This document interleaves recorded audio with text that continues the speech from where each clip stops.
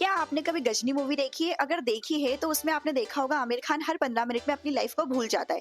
लेकिन ऐसा कैसे पॉसिबल है कोई व्यक्ति अपनी लाइफ को कुछ देर में कैसे भूल जाता है? क्या ये सच में है? तो चलिए इसको समझते हैं। ये एक रियल न्यूरोलॉजिकल डिसऑर्डर है जिसे हम कहते हैं एंटीरोग्रेड एमनेसिया।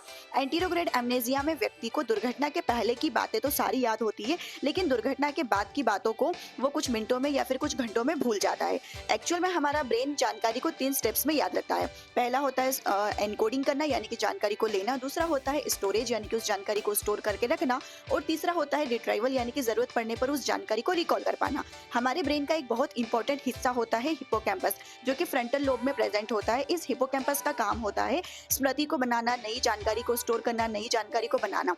जब कई बार ऐसा हो कि व्यक्ति को किसी टाइप की हेड इंजरी हो जाए या फिर किसी भी टाइप की ऐसी दुर्घटना हो जाए जिसके कारण से हिप्पोकैम्पस में कोई चोट लग जाए, तो उस कारण से एंटीरोग्रेड एमनेसिया हो सकता है।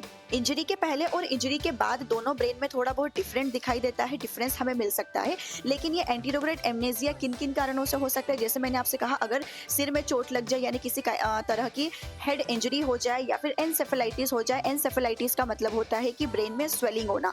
किसी भी टाइप के वायरल इन्फेक्शन के कारण भी ये हो सकता है।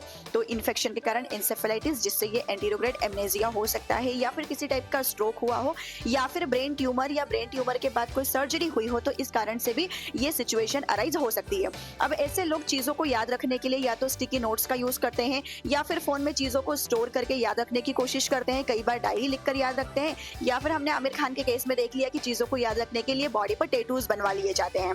ईयर 1953 में हेनरी मोलेसन नाम के एक व्यक्ति को ये डिसीज हुई थी। दुर्घटना के पहले की उनको सारी बातें याद थी, लेकिन दुर्घटना के बाद की कोई भी वो नई स्मृति नहीं बना पा रहे थे।